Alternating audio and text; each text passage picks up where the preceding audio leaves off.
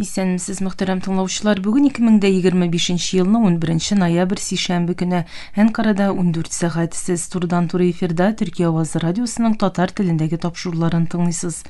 Безнең программа 19 метрлы кыска дулкынның 15360 кГц ешлыгыннан 42 дәрәҗә көнчыгыш юнәлешендәге Түрксат 3 һәм Түрксат 4 яршиннәре белән 3 тапкыр w.trt-dinle.com интернет адресы аша һәм кесә телефоннарының TRT тыңла кушымтасыннан Вот Ист радио каналыннан тапшырыла. Тапшырулар безнең кабатлавын Казан вакыты белән сәгать кичке 8 яртыда интернет һәм яршин аша Вот Вест радио каналыннан тыңлый аласыз. Тапшыру безнең бүгенге чыгарылышында соңгы хәбәрләрдән соң Татарстан хәбәрләре программасы белән буларны беләсезме язмасын тәкъдим итәрбез.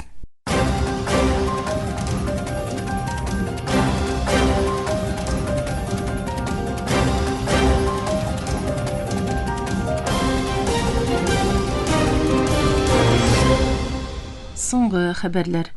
Türkiye'nin Тышкы эшләр министры Хакан Фидан Вашингтонга сәфәре вакытында америкалы рәсми затлар һәм Сүрияле вазифадашы белән күрешеп сөйләшүләрдә Сүрия һәм Газзадагы тәрәккыятләрнең кузгатылуын һәм АКШның Сүриянең бердәмлектә калуы зарурлыгын аңлавын әйтте.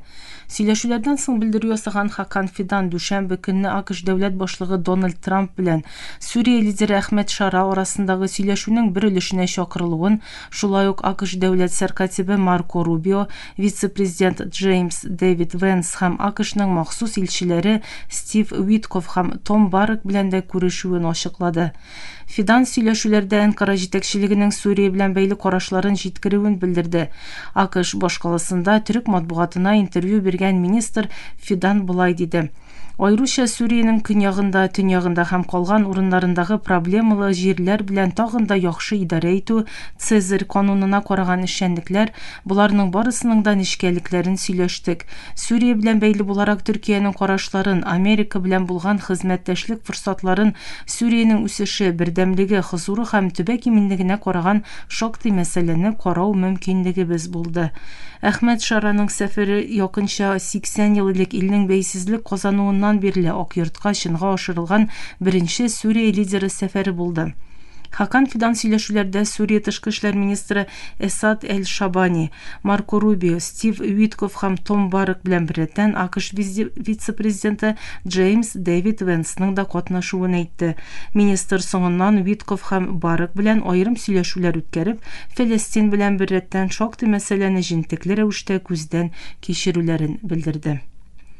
АКШ Сенаты 41 көн буе дәвам итүче тарихтагы иң озын хөкүмәт ябылуын бетерәчәк канун өлгесен вәкилләр палатасына җибәрде.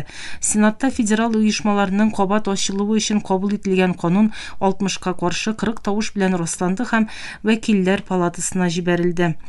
АКШ Сенаты Вашингтонда 41 көн буе дәвам итүче тарихтагы иң озын хөкүмәт ябылуын бетерәчәк канун өлгесен кабул итте. Сенатлар даими дотацияләр һәм озайтулар кануны 2026-ны раслады. Демократлар Катерин Кортес Масто, Дик Дурбин, Джон Феттерман, Мэгги Хасан, Тим Каин, Ангус Кинг, Джеки Роузен һәм Джин Шахин канун өлгесен хуплап җөмһүриятчеләргә кушылды. Җөмһүриятче сенатор Рэнд Пол өлгегә каршы тавыш биргән бердән-бер җөмһүриятче партия әгъзасы булды.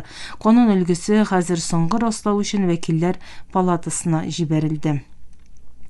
Израиль парламенты Кнессет Фәлестин тоткыннарына үлем җәзасы бирүгә рөхсәт бирүче проект белән хөкүмәткә мәхкәмә раславыннан тыш чит ил медиа оешмаларын даими ябып кую вәкаләте бирүче 2 бәхәсле канун проектын тәкъдим итте. Ике чарада Беньямин Нетаньяхуның чиктән тыш уңчы берлектәшләре тарафыннан якланды. Канун проектлары Кнессетта беренче укылышны үтте һәм ахыргы раслаудан элек комиссияга җибәрелде. Беренче проектны милли иминлек министры Итамар Бен-Гвир җитәкчелегендәге Jewish Power партиясе тәкъдим итте. Ул нәфрәт яки Израильгә зыян китерү максатында Израиль ватандашларын үтерүдә гаепләнгән Фәлестин тоткыннарын үтерүгә рөхсәт бирәчәк. Проект беренче укылышта 120 халык ышанычлысыннан 39-ның яклавы 16-сының каршы тавыш бирүе белән кабул ителде. Министр нәтижені X платформасында тарихи мизгил деп атады һәм партиясының берген сүзен үтәвен білдіріп, қарардан қанағат болуын жеткірді. Кеше хукуклары оешмалары бу тәкъдимне кискен тәнкыйтьләп чыкты. Алар проектның айрыша фәлестинлеләрне максат итеп алуын һәм басып алынган төбәкләрдә Израильнең дискриминация системасын тагын да ныгытачагын кисәттеләр. Утырыш барышында гарәп депутат Айман Одех белән Бен-Гвир арасында кискен бәхәс чыкты. Бу Кнессеттагы киеренкелекнең артуын күрсәтте. Әгәр дә канун кабул ителсә, Израильдә 1962 елда нацист сугыш җинаятьчесе Адольф Эйхман үлем җәзасына тартылганнан соң беренче тапкыр үлем җәзасы гамәлгә керәчәк.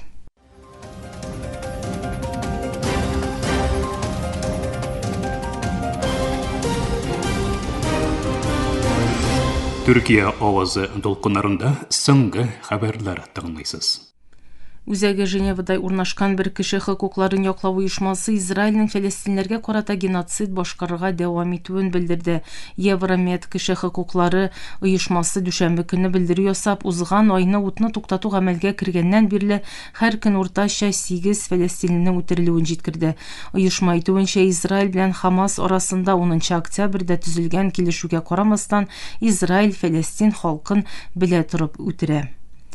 Сүрия башы Әхмәт Шара АКШ лидеры Трампның Ибрахим килешүләрен кабат гамәлгә кертергә тырышуына карамастан, Израиль белән мөнәсәбәтләрне җайга салу өчен хәзергә турыдан сөйләшүнең булмаячагын белдерде. Дүшәмбе көнне Шара Израильнең Асад режиме бәреп төшерелгәннән соң 2024 елда киңәйткән Голан калкулыкларында дәвам итүче явына игътибарны җәлеп итте. Илбашы Әхмәт Шара Сүрия шартларының килешүләргә кушылган калган илләрнекеннән аермалы булуын җиткерде. БМОның кеше хокукларын яклау югары комиссары Волкер Түрк бар дөнья Суданның Эль-Фашир шәһәрендә куркыныч вәхшилек дип атаган вакыйгаларны туктату өчен шундук эшкә керешү зарурлыгын әйтеп, илләрнең эшкә керешкәнче геноцидны көтәргә кирәкмәве мәсьәләсендә кисәтү ясады. Оператив ярдәм көчләре сугышчылары 2023 елның апреленнән бирле Судан армиясе белән берлешә. 26 октябрьдә Көнбатыш Дарфурдагы соңгы хәрби штабны кулга төшерделәр. Бүтән дөнья сәламәтлек саклау оешмасы башлыгы Тедрос Аданом Гебрейесус берлешләрдә зыян күргән Эль-Фашир төбәгендә бер табибның үтерелүеннән соң Судандагы кырыслыкны туктатырга чакырып, якшәмбе көнне X платформасында булай дип язды. Суданда кыйлучы кан туктарга тиеш. Эль-Фаширда табиб Адам Ибрахим Исмәгыйльнең үтерелүенә борчылдым. Оешмабыз матәмдә сәламәтлек саклау хезмәткәрләренә караган кырыслыкның бетүен таләп итә. Иң яхшы дару тынычлык. 26 октябрь көнне хәрбиләштерелгән оператив ярдәм көчләре Эль-Фашир шәһәрен кулга төшереп, гражданларга карата күпләп үтерү башкарды. 2023 елның апреленнән бирле Судан армиясе белән оператив ярдәм көчләре арасында баручы ватандашлар сугышында меңләгән кеше үлде, миллионлаган кеше йортсыз калды. Мөхтәрәм тыңлаучылар, сез Төркия авазы радиосында соңгы хәбәрләр тыңладыгыз.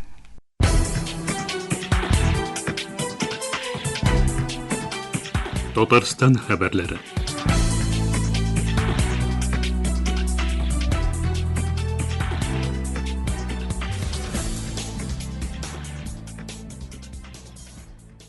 Татарстан рәисе Рөстәм Миңнеханов Татарстан Республикасы Конституциясе көне уңайыннан татарстанлыларны тәбрикләде. Гаять зур әһәмияткә ия бу документ халыкның күмәк фикер алышуыннан соң кабул ителде һәм бер чордан икенчесенә күчеш барган вакытта республиканың күп милләтле халкы ихтиярын чагылдырды. Тотрыклылык ал шарты булды. Төрле сәяси карашлы кешеләрне, төрле милләт һәм дин вәкилләрен берләштерде. Татарстан Республикасы Конституциясе дәүләт хакимияте һәм җирле үзидарә органнары системасын төзергә, дәүләт эшчәнлегенең җәмгыять мәнфәгатьләрен кайгыртуга юнәлтелгән булуын, төрле милләтләрнең рухи яңарышын, мәдәниятләре һәм телләре үсешен, иҗтимагый оешмаларга булышлыкны тәэмин итәргә мөмкинлек бирде. Бүгенге көндә Татарстан Конституциясе республиканың социаль, икътисади, иҗтимагый, сәяси үсеше нигезен тәшкил итә, гражданнарга хокукый һәм әхлакый маяк булып тора. Республиканың төп кануны безнең күңелләрдә ватанпәрвәрлек, тарихыбыз һәм мәдәниятебез өчен горурлык хисләре, дәүләт символларына, олы мирасыбызга ихтирам тәрбияли, бердәмлегебезне ныгыта. Кадерле Татарстандылар, сезгә чын йөрәктән сәламәтлек, рухи күтәренкелек һәм иминлек телим. Бәйрәм мөбарәк булсын. Татарстан Республикасы Конституциясе көне белән диелә котлауда.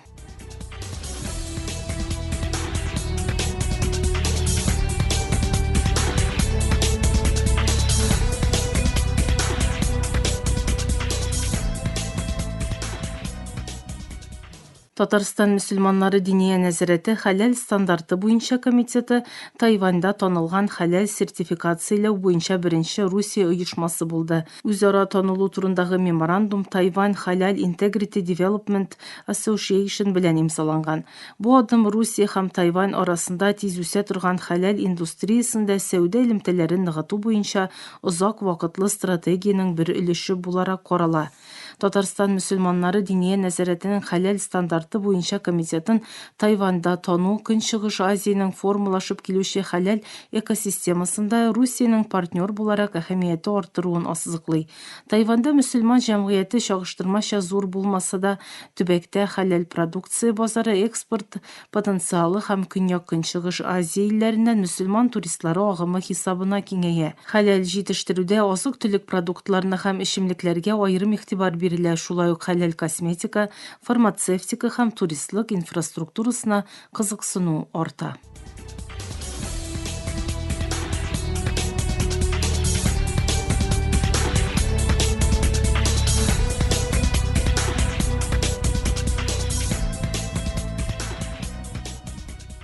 7 ноябрьдә Мисырның Гарәп Җөмһүриятенең башкаласы Каһирә шәһәрендә Гарәп илләре татарлары альянсының киңәйтелгән утырышы узды.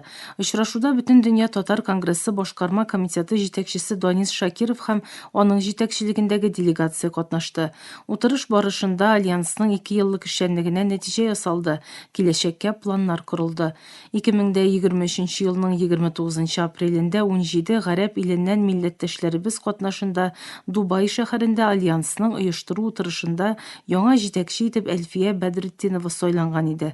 Каһирәдә узган утырышта оешманың яңа рәисе итеп 2 елга бер тавыштан Берләшкән Гарәп әмирлекләрендә гомер итүче милләттәшебез Марсель Әхмәтшин сайланды.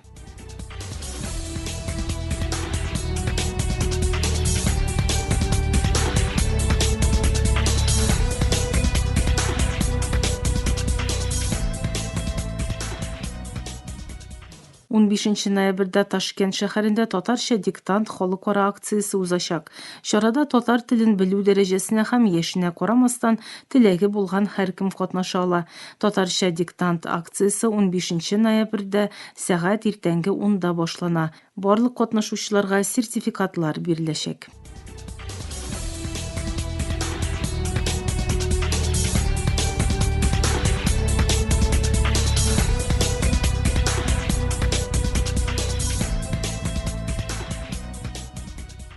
Татарстан министрлар кабинеты 922 елда Идел буе Болгар дәүләтендә рәсми рәвештә ислам динен кабул итү көненә багышланган изге Болгар җыены 2026 чарасына әзерлек планын раслады.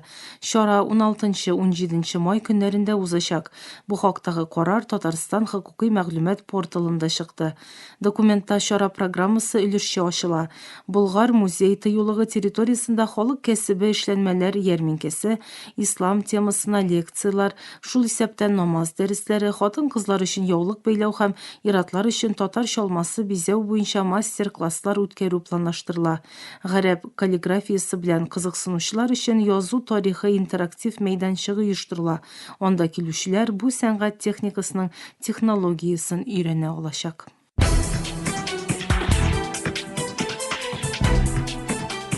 Татарстан хәбәрләре.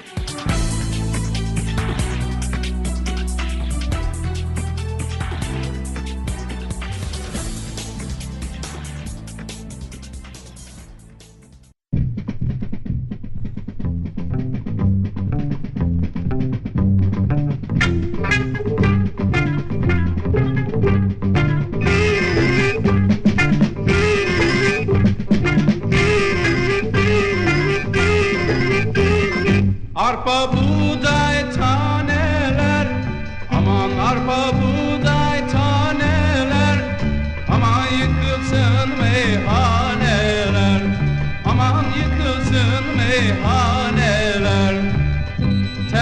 elin kırılsın, aman terzi elin kırılsın. Yavrum dar geliyor düğmeler, aman dar geliyor düğmeler. Aman döne döne döne yar geliyor, yandım güle güle güle har geliyor. Aman döne döne döne yar geliyor, yandım güle güle güle har geliyor.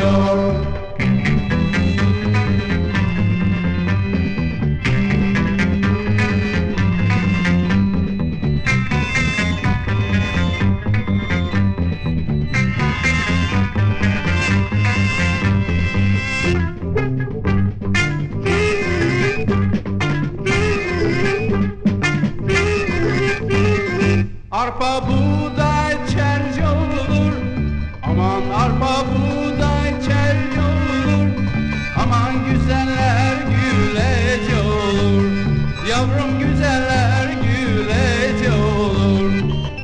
Meyil verme güzele, aman mendil verme güzele. Yavrum ayrılması güce olur, aman ayrılması güce olur. Aman döne döne döne yar geliyor, yandım güle güle güle har geliyor. Aman döne döne döne yar geliyor, yavrum güle güle güle har geliyor.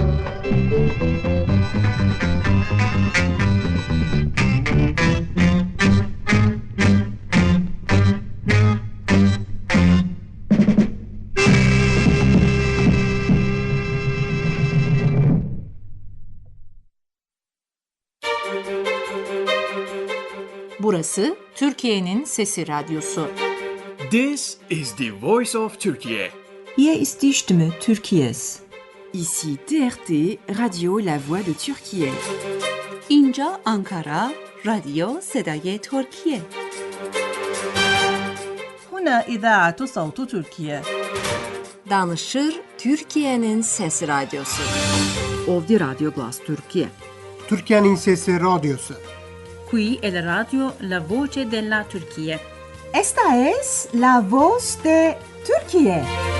Слушате емисията на български език на Радио Гласът на Türkiye. Юфлет Зări и Türkiye. 这里是土耳其之声广播电台。 اینجا انقره رادیو صدای ترکیه. دا ترکیه رادیو دا. خصوم ترکیه زاین رادیو گایانه. Eterşehir Radyo Sadburi Türkiye Sıkma. Ovada Türkiye Ünü Radyosu.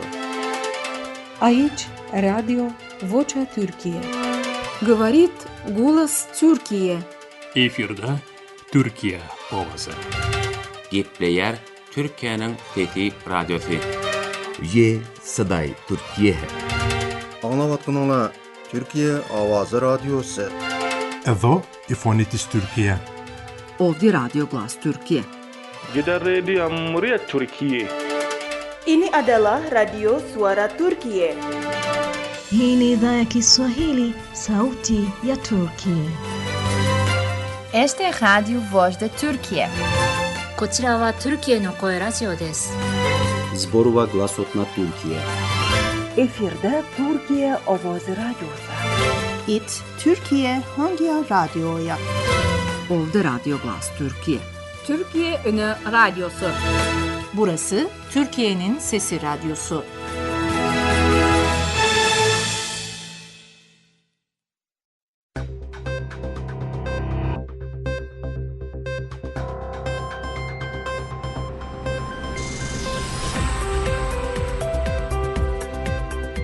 Bularını bilesizmi?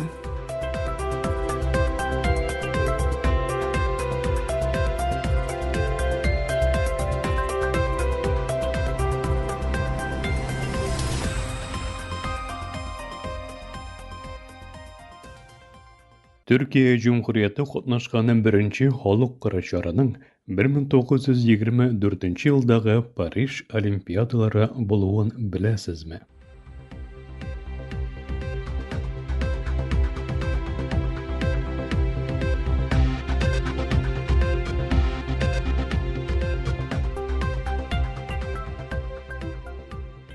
Dünyanın iң зур халыкара спорт чарасы булган Олимпиадаларда Türkiye Cumhuriyeti resmi olarak birinci tапkır 1924 yılda Parij'de katnaşa. Яңа Türk devleti dünya күләмендә tanılу için Olimpiadalarını yaxşı propaganda kuralı olarak göre. Azatlık soğuşundan soň devlet jiderlik bulmagan çığanaklarga qaramasdan zor birilgenlik bilen futbol, güreş, atletizm, fechtov kalaw hem velosiped kategoriyalarında 40 sportçını Parijga jibere. 1936 jayki Olimpiadalarda Türkiye türkümünde tövge tapkır Türk hatan-kız sportçıları da bula. İkinci Butun Dünya Soğuşu aldından Berlin'de natsizm ideologiyası hem Adolf Hitler'nin kölekesinde ötkerilgen 11. Olimpiada oyunlarında Türkiye ikisi hatan-kız jemgisi 60 sportçı bilen katnaşa.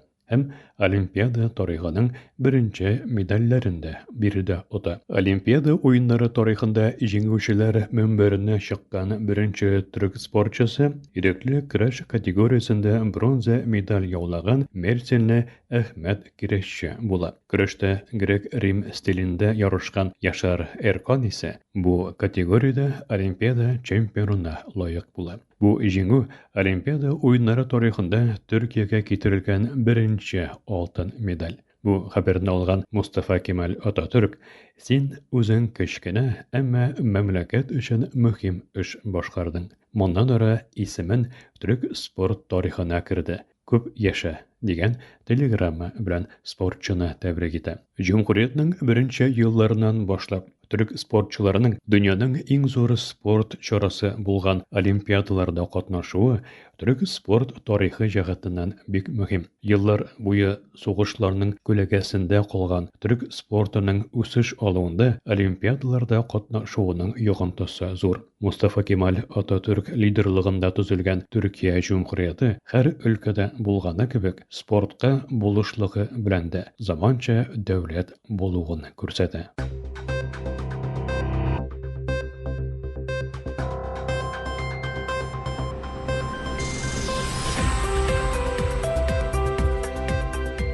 Bularını bilesizmi?